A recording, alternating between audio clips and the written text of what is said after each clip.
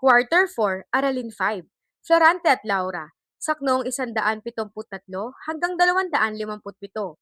Kahulugan ng tekstong biswal na saknong 173 hanggang 257. Tayutay, mga layunin. Nasusuri ang mga detalye ng tekstong pampanitikan para sa kritikal na pag-unawa. Natutukoy ang mahalagang elemento, tauhan, tagpuan, banghay at tunggalian at detalye sa Florante at Laura. Naipaliliwanag ang banghay gaya ng pagkakasunod-sunod na pangyayari, paguyugto ng mga pangyayari, pagkakahanay ng mga pangyayari at pagbabalitanaw sa mga pangyayari. Mensahe, pahiwatig at kaisipan sa Florante at Laura. Naiuugnay ang mahalagang kaisipan ng Florante at Laura batay sa sariling pananaw, moral at katangian at karanasan ng tao. Narusuri ang mga mahalagang pangyayari ng teksto batay sa konteksto ng panahon, sosyo-kultural, lunan at may akda. Nasusuri ang mga elementong panlingwistika sa Florante at Laura, na ipapahayag ang sariling saloobin, pananaw, damdamin tungkol sa ilang napapanahong issue kaugnay ng issue tinalakay sa akda. Nasusuri ang mga tekstong biswal na makikita sa Florante at Laura. Naipaliliwanag ang kahulugan ng tekstong biswal gaya ng alegorya sa Florante at Laura, puno ng higera, mga bangis na hayop, gubat na mapanglaw at kasuotan ng mga piling tauhan sa obra maestrang Florante at Laura. Naiuugnay ang elemento ng tekstong biswal sa pag-unawa ng obra maestrang Florante at Laura. Bago tayo tumungo sa ating aralin ay magbalik-aral muna tayo. Venn diagram, panuto, ibigay ang pagkakapareho at pagkakaiba ni Florante at Aladdin gamit ang Venn diagram. Paghawa ng bokabularyo sa nilalaman ng aralin. Tala salitaan, panuto. Ianta sa mga salita ayon sa kasidian ng kahulugan ng mga ito. Kung ito ang inyong mga sagot, mahusay. Kabanata 14, Kabataan ni Florante. Ikinuwento ni Florante ang kanyang buhay kay Aladdin sa ilalim ng punong kahoy.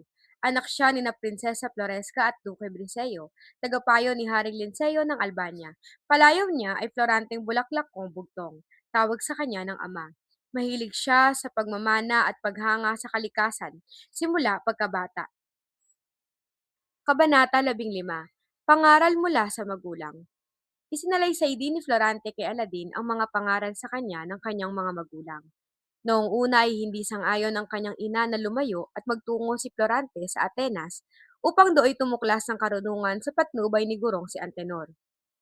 Hindi ninais ni Duque Briseo na manatili sa tamis ng layaw at mamuhay sa saya si Florante, sapagkat naniniwala ito na hindi dapat mamihasa ang isang bata sa magandang pamumuhay dahil wala itong magandang maidudulot. Maaga pa lang ay dapat nang mamulat ang kaisipan ng bawat bata sa totoong takbo ng mundo.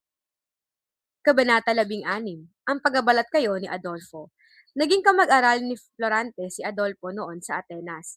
Si Adolfo ay anak ni Conde Sileno. Nakilala si Adolfo bilang isang huwarang mag-aaral dahil sa angking katalinuhan at kabaitan nito. Subalit hindi palagay ang loob ni Florante kay Adolfo at ganoon din si Adolfo kay Florante. Batid ni Florante na mayroong tinatagong pag-uugali si Adolfo sa likod ng kanyang maamong itsura. Kabanata 17, Totoong pag-uugali ni Adolfo. Lumipas ang 6 na taon at nalampasan ni Florante ang talino't karunungan ni Adolfo. Naging matagumpay ito kumpara kay Adolfo. Dahil sa pangyayaring ito ay unti-unti nang lumitaw ang totoong pagkatao ni Adolfo. Ang kabaitan at kahinhinang ipinakita niya simula noong una ay hindi bukal at pagpapakitang tao lamang. Kabanata 18, Isang liham. Lumipas pa ang 1 taon na nananirahan si Florante sa Atenas.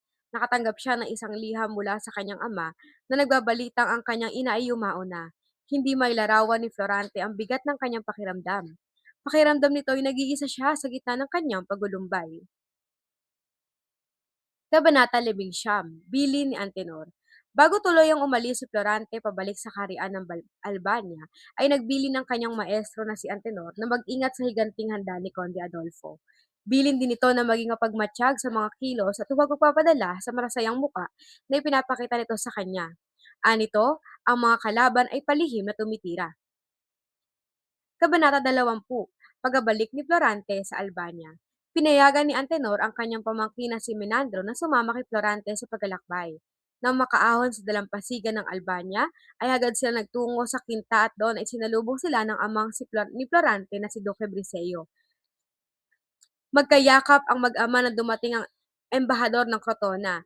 May inabot itong liham na nagsasabing ang monarkiyang Vienna ng Duke ay humihingi ng tulong dahil ang kaharian ng Crotona ay napapaligiran ng hukbo ni General Osmalik ng Persya. Pagproseso ng pag-unawa. Pangkat talakayan. Pangkatinang klase at talakay ng mga saknong ng Florante at Laura gamit ang tekstong visual o graphic organizer. Ibahagi sa klase ang gawain. Pangkat isa. Suriin ang pangyayari sa Florante at Laura saknong 173 hanggang 257 gamit ang elemento ng akda. Pangkat-dalawa, bigyang pagtalakay at pagbusuri ang banghay ng saknong 173 hanggang 257 batay sa istilong pampanitikang ginamit ni Francisco Balagtas sa kanyang awit na Florante at Laura, gaya ng pagkakasunod-sunod ng pangyayari, paguyugto ng pangyayari, pagkakahanay ng mga pangyayari at pagbabalik-tanaw sa mga pangyayari, mensahe, pahiwatig at kaisipan. Pangkatatlo, iugnay ang mahalagang kaisipan ng Florante at Laura batay sa sariling pananaw, moral, katangian at karanasan ng tao batay sa mga saknong 173 hanggang 257.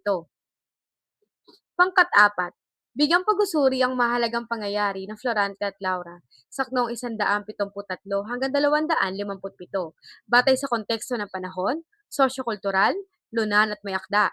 Balikan ang talambuhay ni Francisco Balagtas at ang kalagayan ng panahong ito sa pag-usuri. Pangkatlima, suriin ang mga saknong na nagataglay ng mga tayutay. Isulat ang mga saknong at tukuyin kung anong uri ito ng tayutay. At narito ang rubric sa pagmamarka. Pinatnubayang pagkasanay. Tama o mali. Isulat ang tama kung ang pahayag ay totoo at mali naman kung hindi. Pinatnubayang pagkasanay.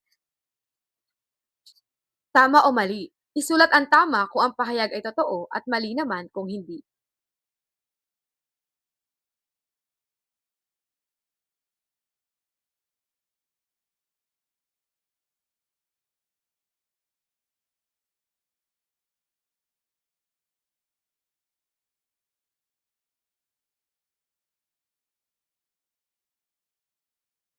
Kung ito ang inyong mga sagot, mahusay.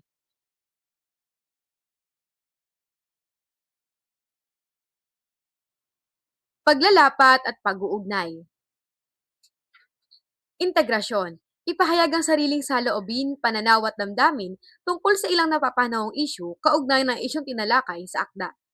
At narito ang rubric sa pagmamarka. Paglalahat. Pabaong pagkatuto. Liham para salamat. Sumulat ng isang liham para salamat sa iyong magulang bilang pagkapakita ng pagmamahal, paggalang at parasalamat sa lahat ng kanilang ginawa para sa iyo. At narito ang rubric sa pagmamarka. Pagninilay sa pagkatuto. Dugtungan ng mga pahayag batay sa iyong karanasan sa araling ito. Gabay nilay sa pasulat.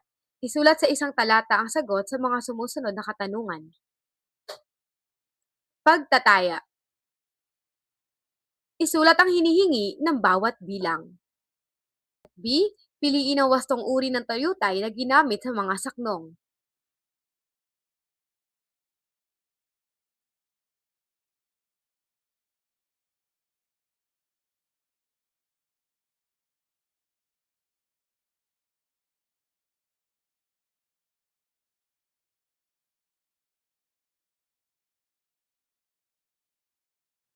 Kung ito ang inyong mga sagot, mahusay. Takdang aralin. Basahin ang saknong 258 hanggang 379 ng Florante at Laura. Pag-aralan at suriin ang mga saknong batay sa tayutay na ginamit, istilong panlingwistika at mahalagang elemento nito. Maraming salamat sa pakikibahagi.